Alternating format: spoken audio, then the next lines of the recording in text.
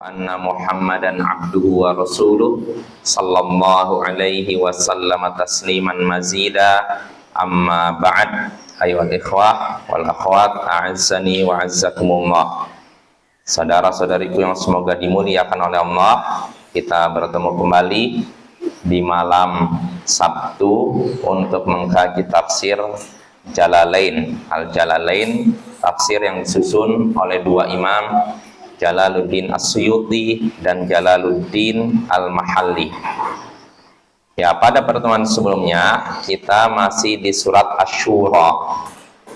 Terakhir, kalau tidak salah kita sampai ayat ke-21. Ya, betul kan? Itu firman Allah Ta'ala,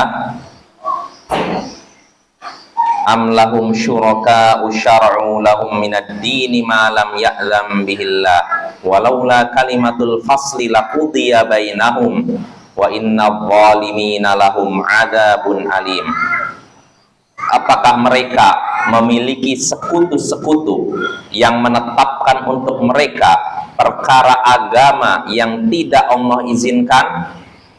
Walaula kalimatul fasli laqudiya bainahum, seandainya saja tidak ada keputusan sebelumnya, tentu telah diputuskanlah perkara di antara mereka. Wa inna zalimina lahum adzabun alim, dan sesungguhnya orang-orang zalim mereka tidak sesungguhnya orang-orang zalim mereka akan mendapatkan siksa yang pedih. Apakah mereka memiliki sekutu-sekutu yang menetapkan untuk mereka perkara agama yang tidak Allah izinkan? Kalau saja tidak ada keputusan sebelumnya, tentu diputuskanlah perkara di antara mereka. Dan sesungguhnya orang-orang zalim mereka akan mendapatkan siksa yang pedih. Jadi terakhir sekali lagi terjemahan seluruhnya, apakah mereka memiliki sekutu-sekutu yang menetapkan untuk mereka perkara agama yang tidak Allah izinkan?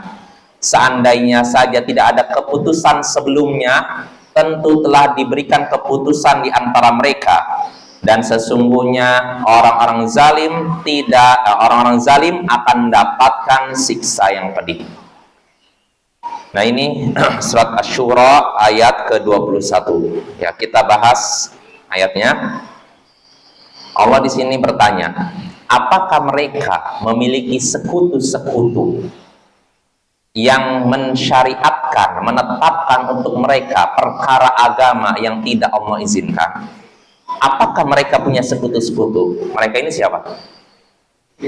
Orang-orang musyrik, ya, lebih tepatnya orang musyrik ketika ayat ini turun.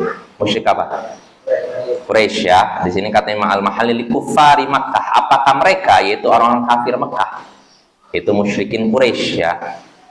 Apakah mereka orang-orang musyrikin Quraisy memiliki sekutu-sekutu yang menetapkan untuk mereka agama yang tidak Allah izinkan? Apakah orang-orang Quraisy itu, musyrikin Quraisy itu memiliki sekutu-sekutu?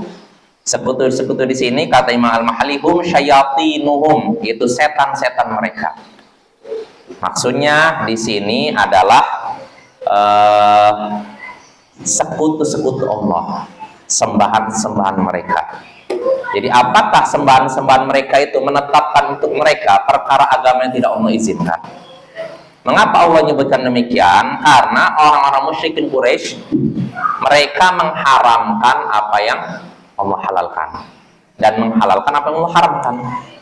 Karena apa? Alasannya, oh, berhala kami mengharamkan ini, yang ini halal. Jadi mereka seakan-akan membuat bagi Allah sekutu-sekutu yang menyatakan ini haram, halal, yang ini dikatakan haram, yang ini dikatakan halal oleh Allah. Menurut berhala ini haram, menurut Allah halal. Jadi mereka membuat tandingan-tandingan bagi Allah dalam hal apa? Pengharaman dan penghalalan, itu maksudnya. Jadi mereka secara tidak langsung sudah membuat sekutu bagi Allah. Karena mengharamkan apa yang tidak Allah halalkan, mengharamkan apa yang Allah halalkan, atau menghalalkan apa yang Allah haramkan. Nah, ini Bapak ini juga peringatan bagi kita yang menyetujui hukum yang jelas-jelas bertentangan dengan syariat. Kalau kita udah tahu hukum ini bertentangan dengan syariat, dan kita ikuti. Kalau kita ikuti berarti kita sudah membuat sekutu bagi Allah. Allah sudah menetapkan hukum ini, tiba-tiba kita bikin hukum lain. Nah, ini mirip seperti orang-orang musyrik Quraisy. Artinya, syirik itu ada berbagai jenis, di antaranya dalam masalah hukum.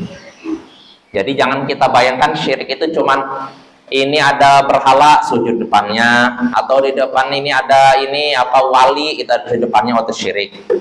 Tapi kalau misalkan kita memutuskan hukum, membuat hukum dengan hukum yang bertentangan dengan hukum Allah, dianggap bukan syirik. Nah, ini keliru. Syirik itu ada juga dalam masalah itu, masalah membuat hukum yang bertentangan dengan Al-Quran, hadis. Hati-hati ini. Ini fenomena yang banyak tersebar di mana-mana, di negara-negara, sebagian negara kaum muslimin. Jadi sebagian kaum muslimin, sebagian negara kaum muslimin, enggak semuanya, lebih mengutamakan hukum manusia dibandingkan hukum Allah. Karena hukum manusianya warisan penjajah. Dulu penjajah kafir menjajah negara muslim ini. Nah, setelah penjajahnya kafir, sisanya masih bertahan. Apa yang bertahan? Hukum-hukumnya. Produk orang kafir dipakai oleh kaum muslimin. Lebih didahulukan daripada hukum syariat. Nah, ini namanya sudah membuat sekutu, ya. Jadi syirik itu cakupannya luas. Jangan dibatasi cuma dalam masalah sujud, ruku, enggak, banyak, termasuk dalam penghalalan dan pengharaman. Dan kita sudah bahas di kitab Tauhid juga kan, di antara Allah menyebutkan bahwasanya orang-orang Yahudi dan Nasara menjadikan ahli agama dan ahli ibadah mereka sebagai Tuhan-Tuhan selain Allah. Menjadikan ahli ibadah dan ahli agama mereka sebagai Tuhan selain Allah. Apakah maksudnya dengan sujud ke hadapan mereka menyembelih binatang ke mereka? Enggak. Menjadikan mereka sebagai Tuhan selain Allah, yaitu ketika Allah menyatakan ini halal, tiba-tiba pemuka agama mereka menyatakan haram, lalu ikuti. Nah ini, ya, artinya ada yang namanya syirik ketaatan. Hati-hati. Kita sudah tahu ini maksiat, sudah tahu bertentangan hukum Allah, kita ikuti. Nah itu hati-hati, itu bisa terjatuh dalam syirik, ya. Nah, kita kembali lagi, apakah mereka, orang-orang musyrikin Quraisy, memiliki sekutu-sekutu yang mensyariatkan untuk mereka, menetapkan untuk mereka agama yang tidak Allah izinkan, yaitu agama yang rusak, aturan-aturan baru yang nggak pernah diperintahkan oleh Nabi Ibrahim?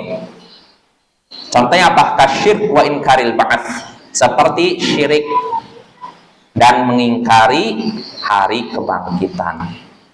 Nah, orang-orang musyrikin Mekah, musyrikin Quraisy mengaku mengikuti Nabi Ibrahim, tapi anehnya mereka menyembah berhala. Padahal Nabi Ibrahim, apakah beliau pernah mengajarkan menyembah berhala? Kan aneh. Mereka ngaku ikuti Nabi Ibrahim, oh kami ini adalah, Ibrahim adalah bapak kami, leluhur kami, orang yang kami hormati. Tapi anehnya, mereka malah melakukan syirik. Sedangkan Nabi Ibrahim menentang syirik. Mereka menyembah berhala. Padahal Nabi Ibrahim sudah, sebagaimana kita ketahui, di zaman beliau dibakar hidup-hidup gara-gara apa? Menghancurkan berhala. Maka ini aneh Bapak ya. Ngaku ngikutin Nabi Ibrahim. Nabi Ibrahim menentang penyembahan terhadap berhala, tapi mereka malah menyembah berhala. Ini aneh nih. Nah, ini perbuatan baru yang mereka buat-buat ya, bid'ah yang mereka buat. Nah, ini bid'ah yang rusak ya. Apa ada bid'ah yang baik? Kalau ada bid'ah yang rusak berarti ada bid'ah yang baik? Tidak juga. Ini istilah aja, artinya perkara baru yang buruk ya, yang mereka lakukan. Ya, jadi kita kembali lagi.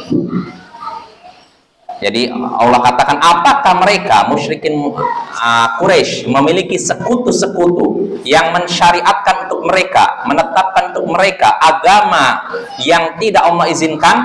Walaula kalimatul fasli laqudiya bainahum. Seandainya saja tidak ada keputusan yang telah berlalu, tentu telah diputuskanlah perkara mereka.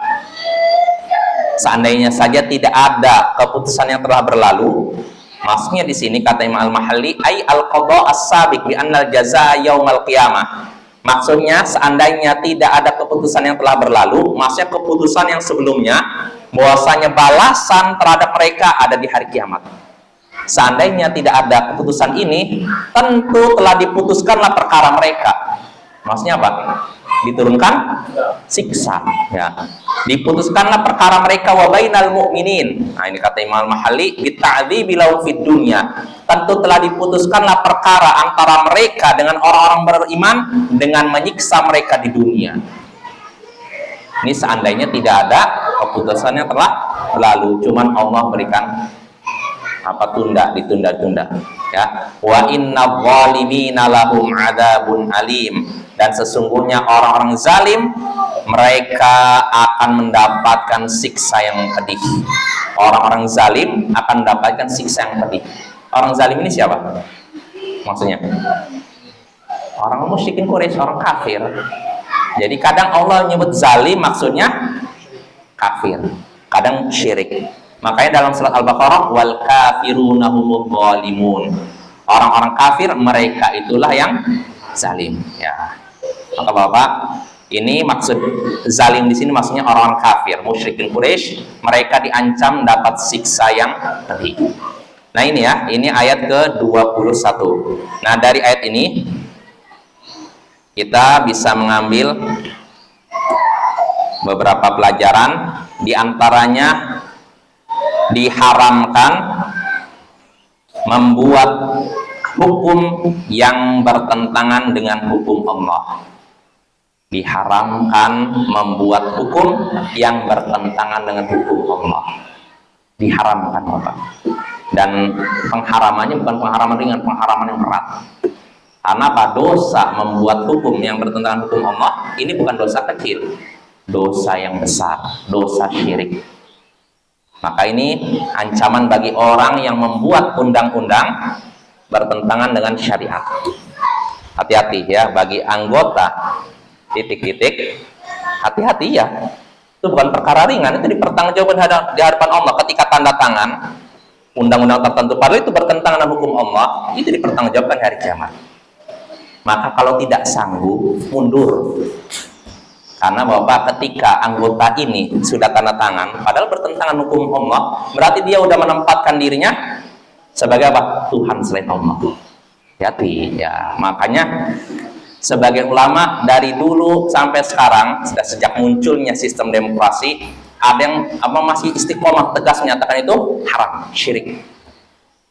Karena itu bahayanya itu, karena dia sudah menempatkan dirinya dengan selain Allah, disamakan. Jadi Allah menyatakan ini halal, dia bikin undang-undang haram. Allah menyatakan haram, dia bikin undang-undang boleh. Berarti dia sudah menempatkan dirinya sebagai tandingan bagi Allah, Tuhan selain Allah. Hati-hati ya. Makanya nggak usah bermudah-mudahan masuk situ. Kalau memang tidak sanggup mengubah sistem, dan memang sulit, kan sulit. Nggak ada kayaknya sejarah di dunia orang masuk sistem kafir lalu bisa merubah. Kalau mengurangi mungkin, tapi ketika mengurangi banyak yang dikorbankan. Pertama dirinya dulu dikorbankan, agamanya. Demi menyesuaikan dengan orang kafir, dia akhirnya mengucapkan kata-kata kufur. Kata-kata yang memiliki dua sayap, dua makna kufur, makna ini. Orang awam mengiranya, oh ini makna kufur, padahal maksud dia makna yang tidak kufur. Nah ini pun kalau misalkan tidak ada hajat nggak boleh. Cuma mereka apa tujuannya? Apakah menyelamatkan nyawa mereka? Kayak gitu. Kalau untuk menyelamatkan nyawa mereka, ya bolehlah, itu namanya tauriah Bapak ya. Tapi kadang nggak seperti itu, bermudah-mudahan menyatakan nggak ada dalam Islam itu yang namanya hukum potong tangan, nggak ada. Dalam Islam wanita dibebaskan mau pakai hijab atau tidak silahkan, menutup aurat atau tidak silahkan. Nah ini buah dari apa? Sistem seperti itu Bapak ya. Maka kalau kita ingin mengubah itu, ya harus prinsip sesuai dengan prinsip Islam. Saya pokoknya nggak akan berubah. Nah, tapi orang seperti ini nggak akan dipilih, ya nggak? Iya, nggak akan terpilih. Orang yang jujur berpegang dengan syariat biasanya nggak akan terpilih. Kalaupun terpilih nanti disingkirkan.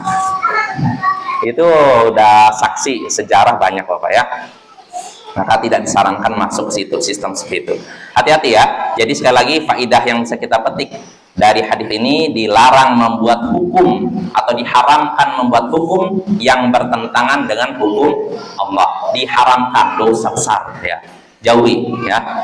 Lalu faedah berikutnya yang bisa kita petik dari ayat ini juga, ayat ini menunjukkan tercelanya bid'ah. Sebab bid'ah itu artinya kan membuat sesuatu yang tidak Allah izinkan. Ya, makanya Bapak bid'ah juga bisa mengarah pada syirik. Ya, hati-hati ya. Bahkan kata para ulama, al bid'atu baridul kufur. Bid'ah itu adalah pintu yang mengarah kepada kekafiran. Artinya bisa menyeret seorang pada kekafiran, pertumpahan darah dan semacamnya. Lalu faedah berikutnya yang bisa kita petik dari ayat ini,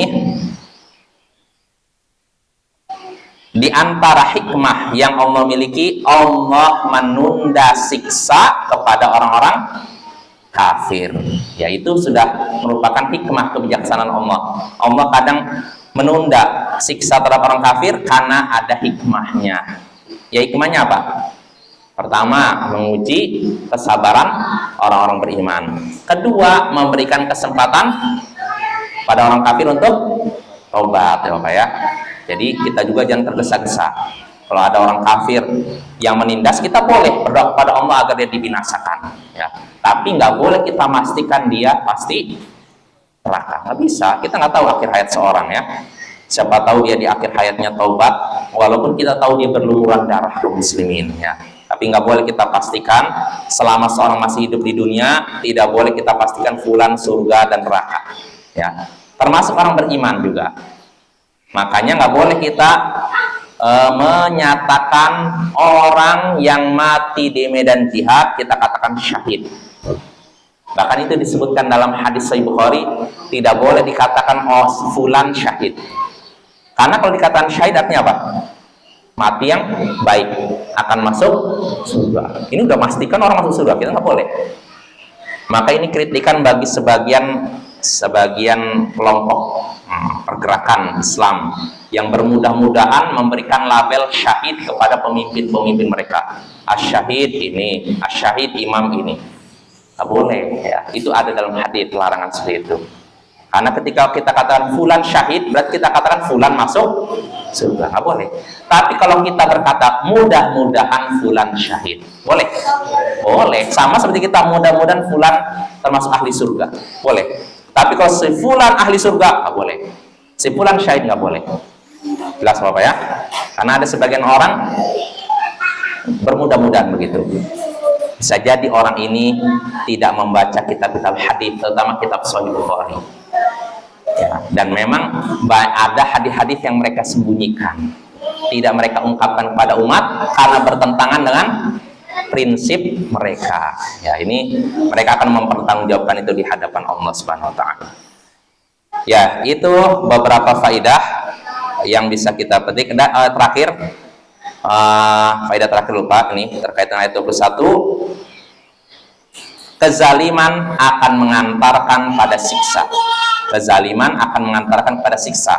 Sebagaimana Allah sebutkan dalam ayat ini, sesungguhnya orang-orang zalim mereka akan mendapatkan siksa yang pedih. Kezaliman apapun akan mengundang siksa. Maka hendaknya kita menjauhi berbagai bentuk kezaliman. Nah, itu beberapa faidah yang bisa kita petik dari ayat ke-21. Nah, sekarang kita masuk ayat berikutnya, ayat ke-22 dan 23 ya. Ya, 22 dulu. A'udzu billahi minasyaitonir rajim. Taral zalimina mushfiqina mimma kasabu wa huwa waqi'un bihim walladzina amanu wa 'amilus salihati fi rawdatil jannat lahum ma yasha'una 'inda rabbihim dzalika huwal fadlul kabir.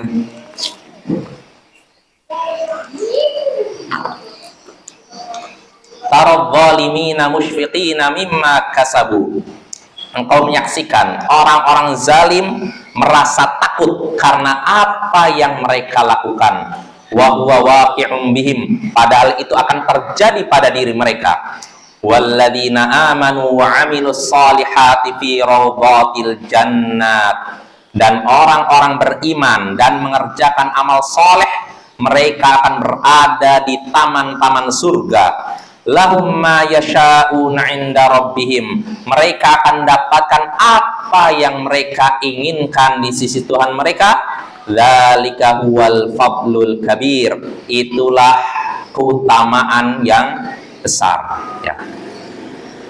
Engkau akan menyaksikan orang-orang zalim merasa takut karena apa yang mereka lakukan, padahal itu akan terjadi pada mereka. Dan orang-orang beriman serta melakukan amal soleh, mereka akan berada di taman-taman surga. Mereka akan mendapatkan apa yang mereka inginkan di sisi Tuhan mereka, dan itulah keutamaan yang besar.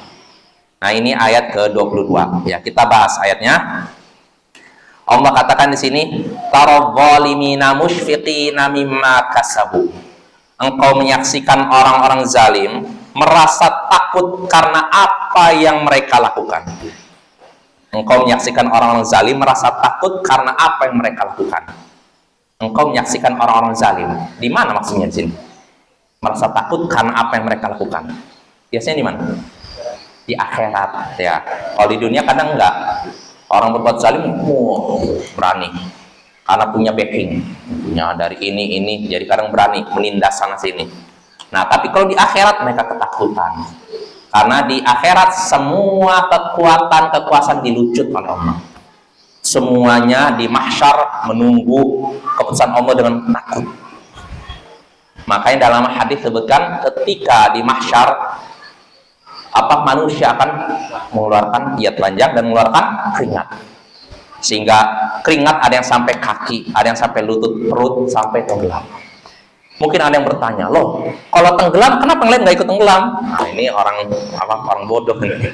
Ini perkara gaib, nggak bisa kita analogikan dengan keadaan di dunia, Bapak ya. Alam gaib itu nggak bisa.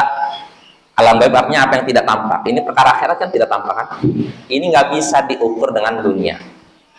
Sebab Bapak, apa yang ada di dunia dengan yang di surga, contohnya nih, namanya sama, buahnya sama, tapi hakikatnya beda. Contohnya di surga ada anggur tidak? Ada, sebutkan hadisnya dalam Al-Quran kan? Di dunia apa rasanya sama? Anggur dunia, anggur surga tidak sama ya.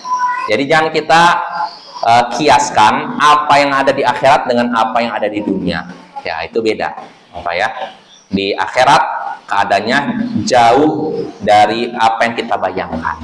Ya. Contohnya di akhirat nanti, ketika kita dibangkitkan dari kubur di mahsyar, bumi dalam bentuk rata, tidak ada begini. Ketika itu orang memanggil, mau jauh dekat suaranya sama. Nah, kalau di dunia bisa seperti itu. Saya manggil, nggak usah jauh-jauh ke Matotonan lah, manggil ke rumah saya aja harus teriak kan? Hai, tolong, mungkin kan? Kalau di sini saya ngomong kepada bapak nggak perlu teriak kan? Tapi kalau di akhirat nanti, ketika kita dibangkitkan dari kubur, nanti orang tuh manggil jarak jauh, dekat sama aja suaranya. Rata. Bumi itu rata. Nah, ini kan kalau kita dibandingkan dengan dunia, masa bisa ya? Itulah akhirat. Allah Maha Kuasa, ya. Nah, kita lanjut. Jadi orang-orang zalim merasa takut karena apa yang mereka lakukan. Apa yang mereka lakukan? Dosa, kezaliman dan semacamnya. Di sini disebutkan fid dunya minas sayyi'at an yujazau 'alaiha. Mereka merasa takut karena apa yang mereka lakukan ketika di dunia berupa berbagai keburukan, mereka takut akan dibalas. Nah, baru mereka merasa takutnya di akhirat. Kalau di dunia kadang enggak, sekali lagi, karena merasa punya kekuatan, backing dan semacamnya. Tapi kalau di akhirat sudah dilucuti semua itu. Raja Bapak, yang sekarang kalau keluar dari istana orang udah tunduk, atau presiden atau apapun, nanti kalau di mahsyar sama kedudukannya, raja dan rakyat sama, nanti keputusan Allah. Nah, maka jangan kita merasa saya orang yang tinggi, punya kedudukan tinggi, mandang orang dengan pandangan rendah. Roda kehidupan dunia itu berputar, Bapak. Ya nggak usah kita nunggu akhirat, kadang di dunia pun begitu. Ya tidak? Ya, mungkin Bapak ingat kisah Wa'il bin Hujr dengan Muawiyah. Kayak gitu kan? Wa'il bin Hujr ketika datang dari Yaman sebagai utusan kaumnya, pemuka kaum. Ya, tanya kepala suku lah. Diundang datang ke Madinah, Nabi memuliakan karena dia orang punya kedudukan kan? Dan wajar, memang dalam Islam kita hendaknya menempatkan seorang pada kedudukannya. Lalu Nabi menyuruh Muawiyah dah antar dia. Nah, ketika mau suruh ngantar, yang jadi masalah Muawiyah kan kendaraan cuma satu kudanya. Wa'il bin Hujr di atas kuda, Muawiyah di bawah. Kalau misalkan Muawiyah jalannya itu seperti di Muara Siberut, masih ya datar, terusnya enak, banyak pohon-pohonan. Tapi kalau di Arab Saudi itu apa? Padang pasir. Muawiyah jalan di atas padang pasir dalam keadaan tidak punya sendal. Kira-kira rasanya seperti apa? Bagi yang pernah ke Tanah Suci bisa merasakan, sekali-kali keluar ke pasir nggak pakai sendal, itu kayak dibakar kaki kita. Muawiyah seperti itu.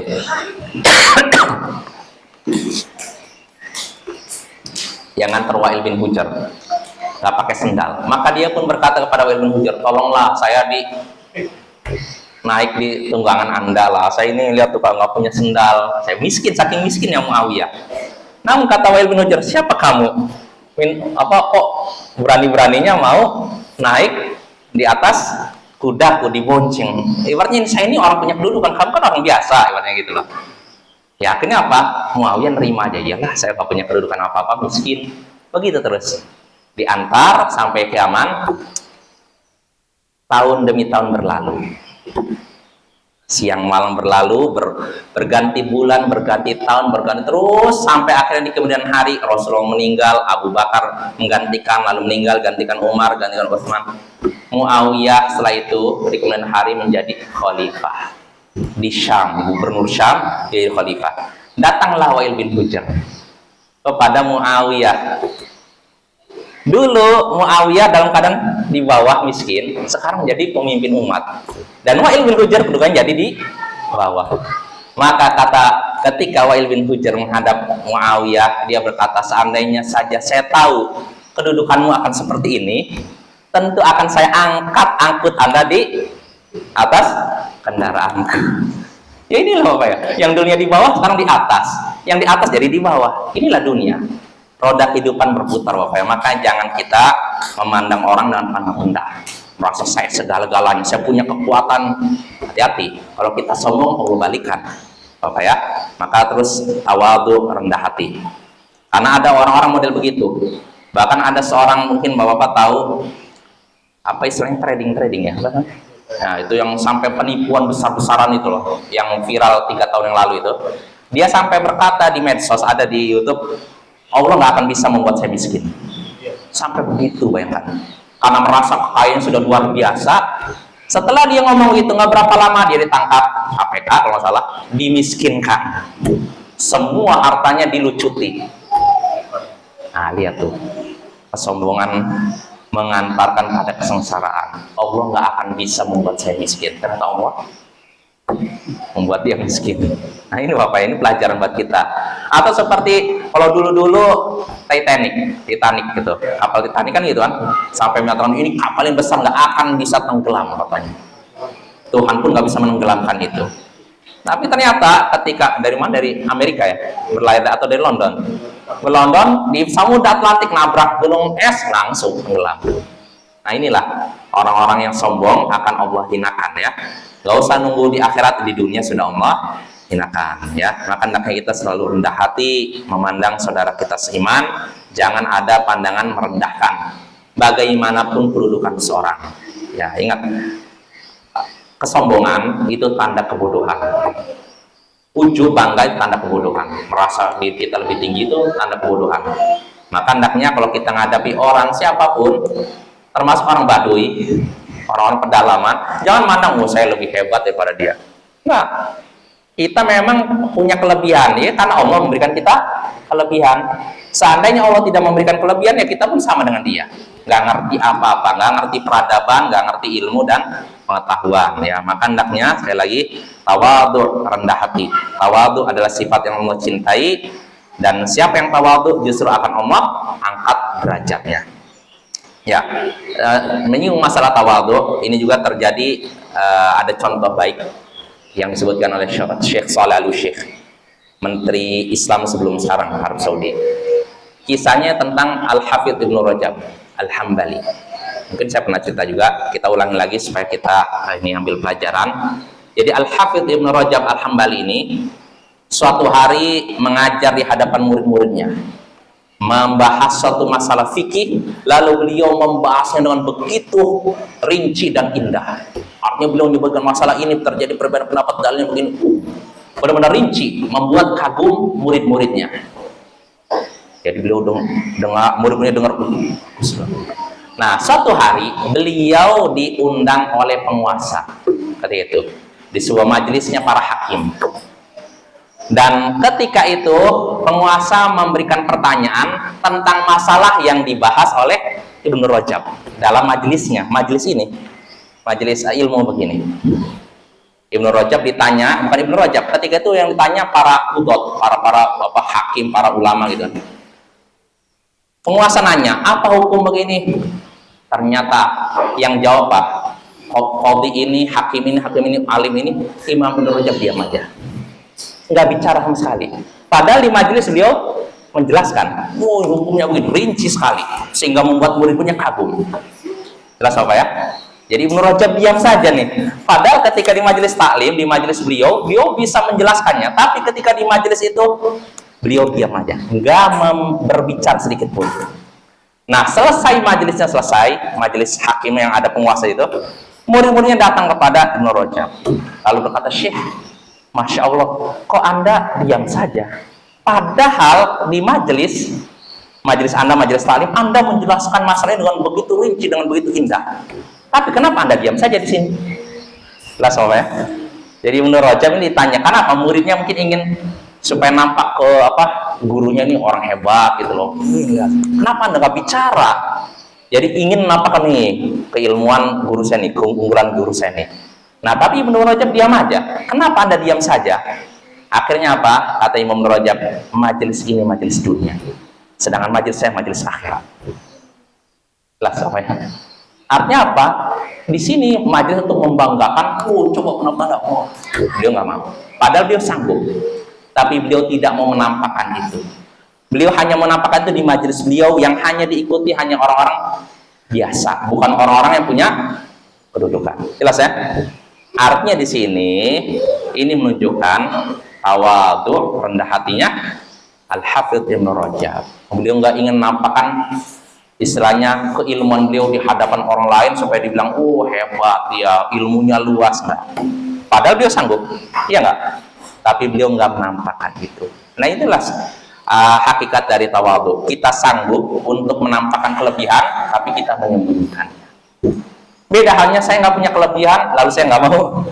Ini namanya bukan tawadhu, emang orang lemah. Tapi orang tawadhu tuh dia sanggup untuk menampakkan kelebihan, tapi dia sembunyikan. Nah, ini hakikat dari tawadhu, rendah hati. Ya, maka kita kembali lagi, hendaknya kita tawadhu, rendah hati kepada siapapun, pada saudara kita seiman dari manapun. Ya, kita kembali, orang-orang zalim, engkau menyaksikan orang-orang zalim merasa takut karena apa yang mereka lakukan, wa huwa waqi'un bihim, padahal itu akan terjadi pada mereka. Itu terjadi pada mereka. Itu maksudnya apa? Itu tuh apa maksudnya? Kembali kemana? Al-jaza 'alaiha. Maksudnya balasan terhadap mereka pasti terjadi pada mereka. Yaumal qiyamah la mahalah. Akan terjadi pada mereka di hari kiamat, tidak bisa dihindari. Artinya begini. Orang ketika Allah menyatakan engkau akan menyaksikan orang-orang zalim merasa takut karena perbuatan yang mereka lakukan. Bisa jadi ada orang berkata, Kenapa takut? Oh, yang namanya takut bisa jadi terjadi apa yang ditakutkan dan bisa jadi tidak terjadi, ya nggak? Orang-orang zalim merasa takut pembalasan, merasa takut. Oh, bisa jadi yang dia takutkan terjadi, bisa jadi tidak. Namun Allah nyatakan itu pasti terjadi. Allah tegaskan wa huwa waqi'un bihim. Itu benar-benar terjadi. Apa yang mereka takutkan benar-benar akan terjadi. Pembalasan terhadap kezaliman mereka pasti akan terjadi. Nah, ini maksudnya. Lalu Allah katakan walladzi, itu keadaan orang zalim. Ya, sudah Allah sebutkan, dan Allah menyebutkan keadaan orang yang berbeda dengan mereka. Siapa lawannya orang zalim? Dan zalim ini maksudnya siapa? Kafir, ya, sekali lagi. Makanya Allah menyebutkan keadaan yang berbeda dengan mereka. Siapa yang keadaan orang-orang yang berbeda dengan mereka?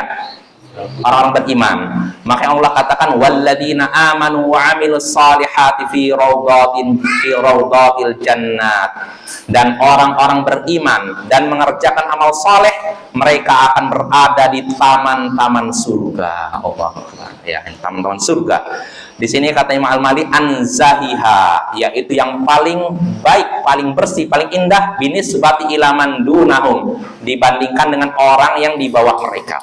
Artinya mereka mendapat surga yang paling bagus gitu loh. Lahum ma yasha'una 'inda rabbihim. Mereka akan mendapatkan apa yang mereka sukai, apa yang mereka inginkan di sisi Tuhan mereka.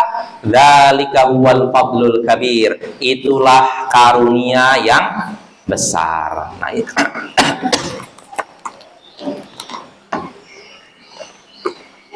Nah, itulah surat Asy-Syura ayat 22. Nah, dari ayat ini kita bisa mengambil beberapa pelajaran, di antaranya peringatan untuk tidak berbuat zalim. Peringatan untuk tidak berbuat zalim. Karena orang yang zalim akan mendapatkan balasan atas kezaliman mereka. Mungkin timbul pertanyaan, loh, Ustaz, bukankah maksudnya di sini orang kafir? Kenapa sebut zalim lagi? Ya tidak.